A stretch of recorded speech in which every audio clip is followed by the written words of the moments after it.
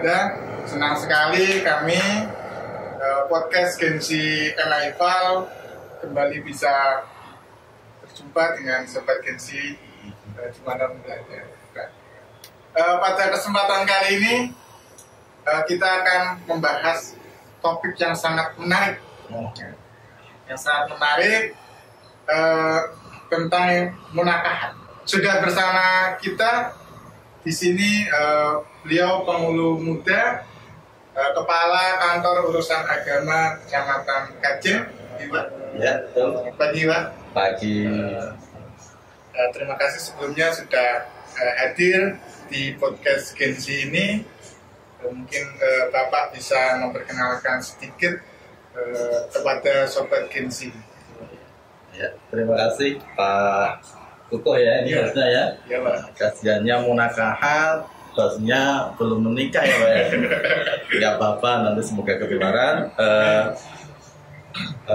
Sahabat Gensi yang berbahagia, semoga terberkahi oleh Allah. Untuk perkenalan singkat saja, nama saya M. Ikhwan SHI. Sekarang diberi amanah sebagai penghulu muda sekaligus menjadi Kepala KUA Kecamatan Kajen. Sengaja saya pakai pakaian seperti ini karena memang biasa penghulu pakaiannya seperti ini, pakai PSL, jas, kurangnya ini dasi ya, atau biasanya PSL. Itu agar dikenali, oh iya itu penghulu. Itu mungkin Pak Kukoh. Mungkin kita langsung saja. Ya. Sebenarnya apa sih munakahat itu, Pak? Oh gitu ya. Iya.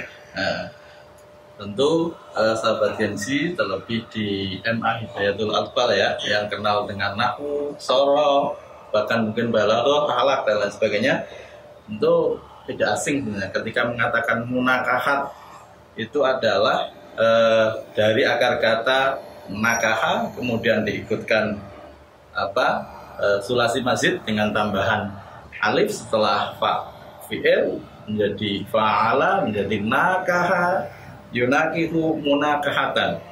Ya, di situ ketika mengikuti kata ditambahi alif yang faedahnya adalah untuk musyarakah, itu berarti yang namanya nikah itu antara dua orang ya, musyarikun bainasna ini hanya dua orang di sini karena ikutnya masanya fa'ala. Kalau nanti dua lebih ikutnya tafa'ala ya gitu ya Pak Kukoh ya. Nah, gitu ya.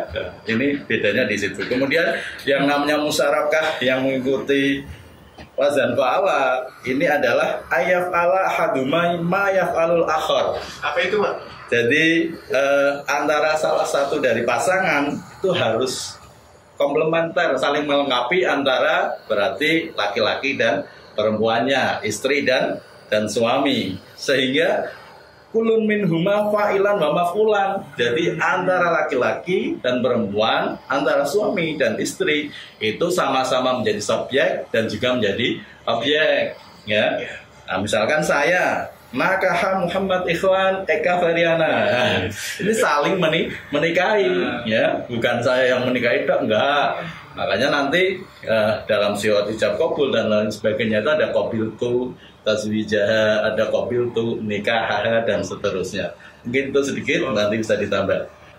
Seperti itu ya Sobat Gensi ya. Jadi munakahat dari akar kata nakaha yunakihu munakahatan.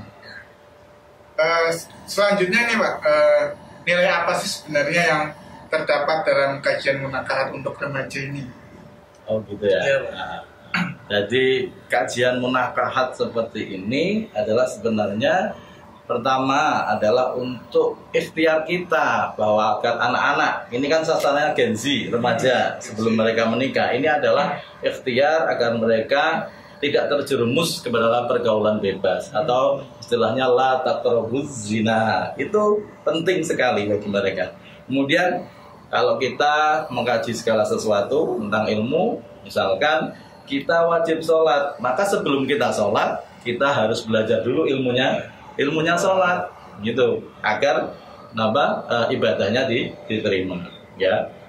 Al amalu bila amalin al amalu bila ilmin mardudun latubal. Demikian juga nikah, ketika kita sudah masuk usia akan menikah, maka tentu harus belajar dulu ilmu-ilmu tentang nikah. Nanti masuk ke gerbang pernikahan kita sudah betul-betul siap baik secara fisik maupun psikologis, terutama ilmunya nih nikah tadi, munakahat tadi. Itu Pak Koko. Jadi sangat penting nih Pak. Ya sangat penting sekali, betul. Ya seperti itu Sobat Genzi ya. Jadi kita harus tahu ilmunya dulu ya. Ilmu nikah berarti kita harus tahu ilmu nikah dulu, baru kita nikah gitu ya Pak. Iya, jangan nikah dulu baru belajar. Tapi ada yang lebih penting Pak. Apa itu? Ada calonnya Pak. Oh iya betul. Oke. Untuk pertanyaan terakhir ini Pak. Iya. Kendala apa sih yang dihadapi ketika menyampaikan nilai munakahat kepada remaja? Oh iya. Ini sebenarnya ya kendalanya itu tidak begitu masalah ya. Mungkin lebih ke tingkat kedewasaan anak-anak. Kadang mereka menganggap saya belum saatnya untuk belajar itu. Oh, yang sudah terempat-terempat, yang sudah ingin, oh ya saya harus belajar itu. Paling itu. Tapi sebenarnya kalau kita mau kaji, kita sering dengar hadis tentang muru auladakum bisolati mundu sab'asinin. Kita memerintahkan anak kita untuk sholat ketika berumur 7 tahun. Jadi wadribuhum asyrasinin, kemudian dipukul yang tidak menyakitkan, yang mendidik ketika umur 10.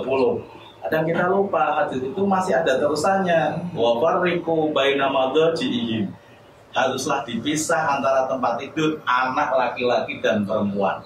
Di sini menggunakannya adalah wawu atof yang faedahnya adalah limut wadil jam'i. Maka penting belajar ya munakahat dalam artian tadi dipisah tempat tidurnya. Ini ada apa kok suruh memisah ketika umur 10 tahun?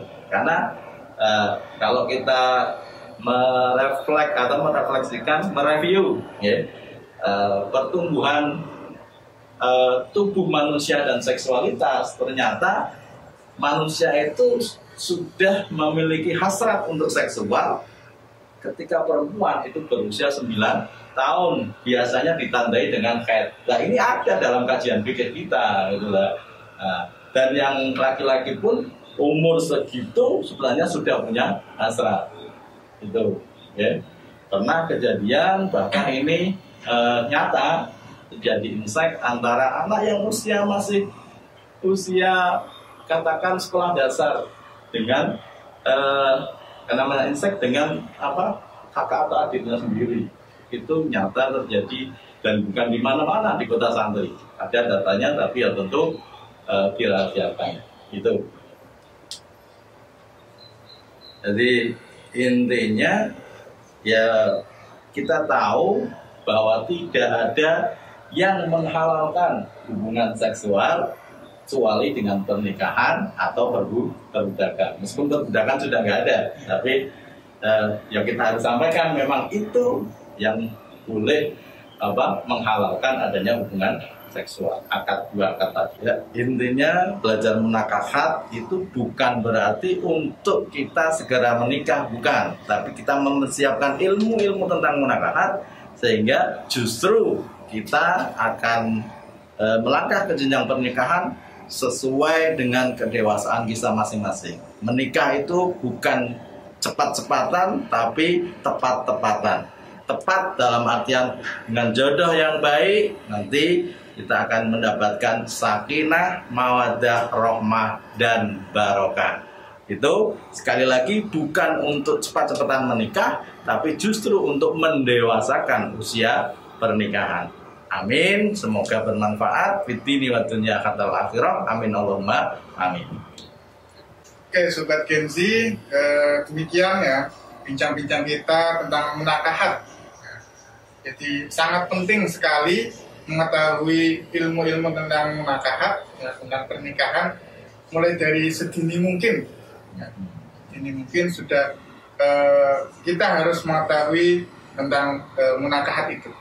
Jadi untuk Sobat Genzi, ya, jika ingin mengetahui lebih lanjut ya, tentang munakahat, ya, karena ini sesuatu yang sangat penting, ya, mungkin bisa konsultasi kepada KUA terdekat atau kepada orang-orang yang lebih paham tentunya.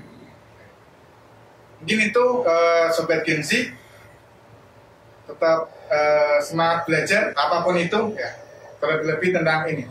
Kami mengucapkan terima kasih Pak sudah berkenan berbagi informasi di studio mini ya, podcast Gensi. Tapi insya Allah dari studio yang mini ini kami sebarkan ilmu yang seluas-luasnya. Untuk sahabat Gensi jangan lupa untuk follow ya akun sosial media MAIFA ya di bawah sini. Silakan follow dan ikuti terus informasi-informasi tentang MAIFA. Salam Gensi, generasi berkreasi. Wassalamualaikum warahmatullahi wabarakatuh.